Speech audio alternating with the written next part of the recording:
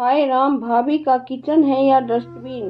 माँ, रवि भैया का फोन है। भाभी बाथरूम में फिसल गई है, हाथ में फ्रैक्चर हुआ है और निशा को भेजने के लिए कहा है। कल सुबह मैं निशा को आगरा छोड़ आऊंगा। रवि और सुमित दोनों भाइयों में बहुत प्यार है। दोनों की पत्नियां देवरानी जेठानी नहीं, बिल्कुल सगी बहनों सी लगती है। सुमित की पत्नी निशा होशियार और सलीके वाली है और उसकी जेठानी पायल थोड़ी फुहड़ किस्म की, मगर दिल की बहुत अच्छी है। निशा ने सुबह सुबह उठकर सब तैयारी कर ली, घर में सब कुछ सेट कर दिया ताकि अम्मा को उसके पीछे कोई दिक्कत ना हो। शाम तक का खाना बना कर रख दिया और साथ ले जाने के लिए भी पैक कर लिया। दोपहर तक वे आगरा पहुंच गए। रवि तो टिफिन देखते ही बोले, पायल, तुम्हारे फ्रैक्चर से एक फायदा हुआ। अब जब तक निशा रहेगी कम से कम अच्छा खाना तो मिलेगा। पायल भी निशा के आने से बहुत खुश हुई।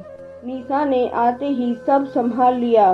बस एक मुश्किल उसे दिखाई दी, वो पायल का बिखरा हुआ किचन में खड़े होकर उसे समझ नहीं आ रहा था कहाँ से शुरू करे।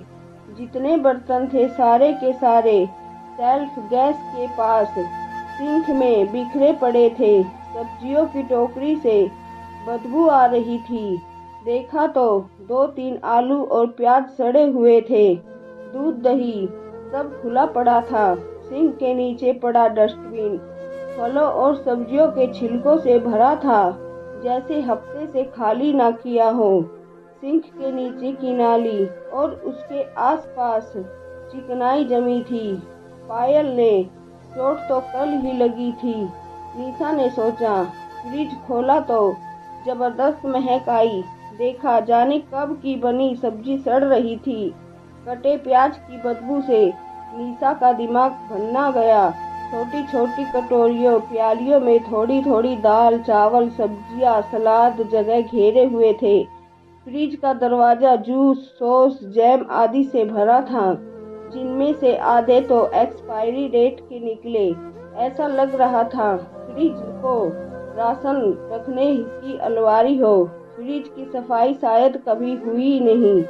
इस्तेमाल किया गया तेल कढ़ाई में पड़ा था। मसालेदान की कटोरियों में कम, उनके नीचे हल्दी, मिर्च, धनिया मिला जुला भरा था। गैस के चूल्हे पर उबले दूध के दाग जमे हुए थे। नमक, चीनी, चाय पत्ती के डिब्बे खुले पड़े थे। चना मसाला, सांभर मसाला, गरम मसाला, अमचूर, पाव भाजी मसालों के गत्ते के डिब्बे खुले थे। निशा ने उठाकर देखा तो कई एक्सपायरी डेट के निकले। ज्यादातर दालों में घुन लगा था। मैदा, बेसन, सूजी सब खराब हो चुकी थी। पूरी अलमारी छोटे बड़े शीशियों डिब्बे जिनमें थोड़ा थोड़ा सामान रखा था से भरी पड़ी थी। सब एक तरह मिठाइयों से खाली डिब्बों का ढेर लगा था तो कहीं प्लास्टिक की पन्नियों का ढेर। खाली शीशियों और डिब्बों का मत पूछिए। बर्तन साफ करने वाला स्क्रब बदले शायद महीनों हो गए थे। साबुन का कटोरा गंदे पानी से भरा था। एक ही कपड़ा बर्तन और हाथ पोंछने के काम आ रहा था। काकरी का ड्रार खोला, देखा किसी कप का हैंडल टूटा है तो कोई प्लेट चटकी है। 1-2 कप सॉसर का ही पूरा सेट मिल पाया। शाम को काम वाली आई लड़की तो निशा ने उसे टोका कि सब इतना गंदा कैसे है। उसने कहा, भाभी तो किसी काम के लिए नहीं टोकती। निशा ने पूछा, कल मेरे साथ थोड़ी सफाई करा दोगी? पहले तो उसने मना कर दिया, टाइम नहीं है मैम। फिर निशा ने उसे 50 रुपए अलग से देने का लालच दिया। वो फौरन राजी हो गई। सबसे पहले सिंक में पड़े झूठे बर्तन उठवाए। सिंक के चारों तरफ जमी चिकनाई साफ करके फालतू बर्तनों को ड्रॉर में डाला। 2 आदमियों के लिए इतने बर्तनों की जरूरत ही नहीं थी। इतना करने पर किचन थोड़ा काम करने लायक हुआ।